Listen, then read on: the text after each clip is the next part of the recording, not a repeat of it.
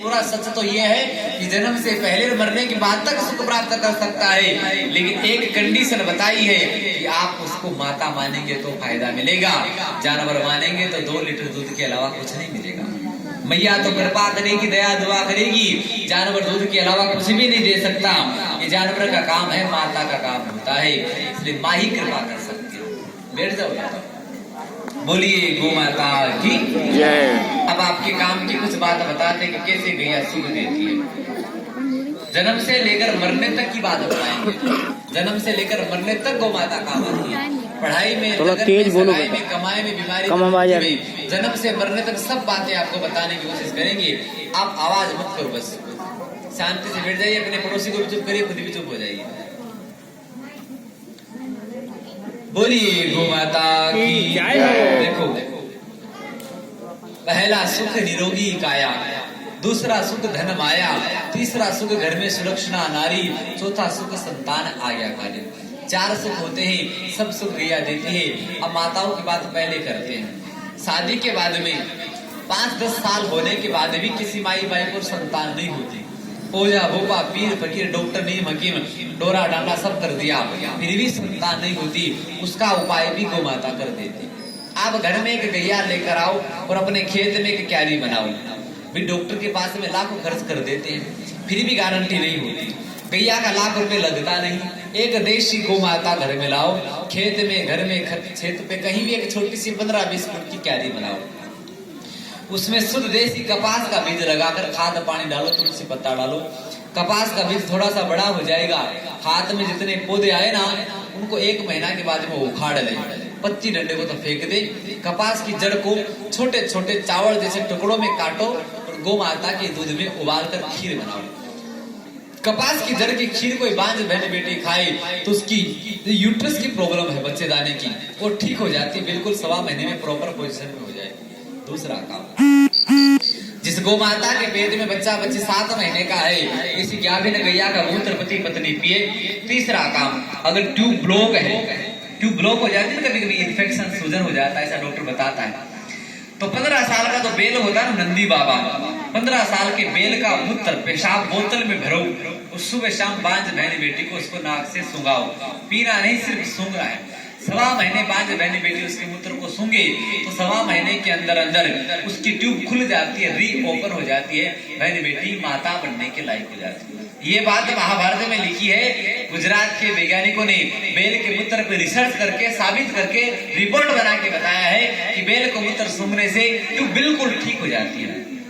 अगर भाई लोगों के शरीर में समस्या होती, कभी कभी पति पत्नी में समस्या नहीं होती, कभी डॉक्टर बोलता है कि पत्नी में कोई दिक्कत नहीं है, भाई लोगों के शरीर में समस्या है, तो गौ माता के दही में मूंग जितना सा चूना मिला के खाए। पान पे चूना मिलाते हैं, वो मूंग बराबर चूना दही के अंदर मिला के खाओ। दूध में 5 जड़ी बूटी मिलाओ, पंचसारी की दुकान में मिलती है। अश्वगंधा, शतावरी, साला मिश्री, कोंच बीज केसर का 1 ग्राम चूर्ण लो। 60 दिनों के अंदर भाई भी पिता बनने के लायक हो जाता है। अगर पति पत्नी दोनों में भी कोई समस्या नहीं, फिर भी संतान नहीं होती कभी कभी, इसका मतलब है घर में कोई दोष है, पाप दोष, पितृ दोष, शाप दोष, देव दोष। इन तीनों दोषों का समाधान गैया कर देती। आप देसी गौ माता को हाथ में तिल और गुड़ चटाओ, गौ माता के गोमूत्र को जल में मिलाकर उस जल से स्नान करो और पितरों के नाम का लोटा दसी में चढ़ाओ। ऐसा करेंगे तो पाप दोष, पितृ दोष खत्म हो जाएगा और दोनों पति पत्नी माता पिता बनने के लायक हो जाएंगे। बोलिए गौ माता की जय। इसलिए इन बातों का पालन करें। इसके बाद में बच्चा जब 7 दिन का होता है ना, उसका आप स्नान कराते हैं, मतलब कुआ पूजन करते, नहावन कराते ना। पहली बार बच्चे को स्नान कराते हैं तो मार्केट में वो साबुन आता है, हमारी बात तो समझ में आ रही है ना। साबुन आता है जिसको बेबी सोप बोलते हैं। अब बेबी सोप है कि बूढ़ा सोप है, सोप तो सोप ही होता है और साबुन केमिकल से बनता है। उस सोप के अंदर कास्टिक सोडा, कास्टिक पोटाश नाम के केमिकल मिलाए जाते हैं और वो केमिकल इतना खतरनाक होता है, अगर एक चुटकी डाल भी देते हैं तो 6 महीने तक हाथ ठीक नहीं हो सकता।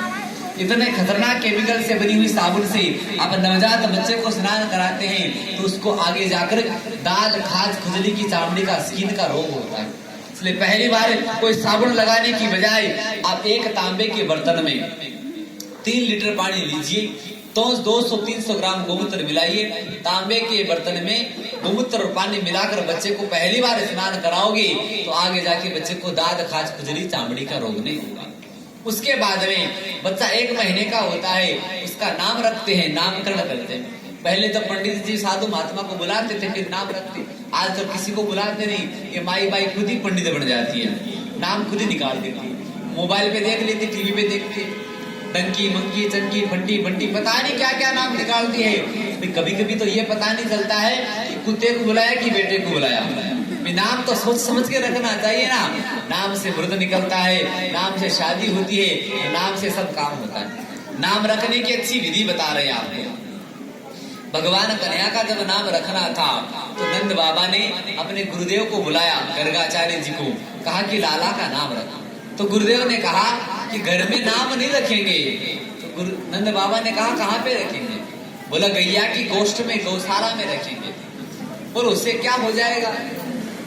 बोलो उससे ये होगा कि गैया के तन में सारे देवता है, तो बच्चे को सारे देवता की कृपा मिलेगी और नाम सिद्ध हो जाता। जैसा नाम होगा वैसा गुण भी बच्चे में आएगा।